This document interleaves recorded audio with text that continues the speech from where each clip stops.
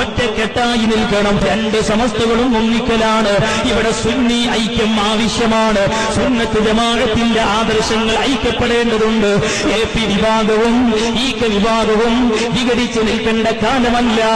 ഒന്നിച്ച് ഒരേ ആദർശത്തിൽ മുന്നേറേണ്ടതുണ്ട്. നമ്മൾ കലഹിക്കേണ്ടവരല്ല, നമ്മൾ ഭിന്നിക്കേണ്ടവരല്ല, നമ്മൾ ഐക്യപ്പെടേണ്ടവരാണ്.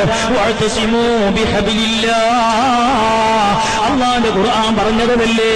ആ ഐക്യം ആദർശത്തിലായിരിക്കണം. മുഹിയുദ്ദീൻ ശൈഖിനെ കാഫിറാക്കുന്നവരുമായി, അല്ലാഹുവിന്റെ ഹബീബിനെ നിസാരപ്പെടുത്തുന്നവരായി കേരളത്തിലെ സുന്നികൾ കാഫിറിന്റെയും മുശ്രിക്കിന്റെയും ശിക്ഷ നരകത്തിൽ അനുഭവിക്കുമെന്ന് പറഞ്ഞ് മുസ്ലിം സമുദായത്തിനു നേരെ കൊഞ്ഞനം കുത്തുന്ന മുജാഹിദ് ജമാഅത്തെ ഇസ്ലാമി, അതുപോലെയുള്ള മറ്റൊരു കക്ഷിയാണ് തബ്ലീഗ് ജമാഅത്ത്. സാധാരണക്കാര് പെട്ടുപോകല്ല. കൈകൊണ്ട് ഉമ്മമാരെ മക്കളെ സുന്നികളായി വളർത്തണം. നിങ്ങളുടെ മക്കൾക്ക് സ്വർഗം കിട്ടണോ?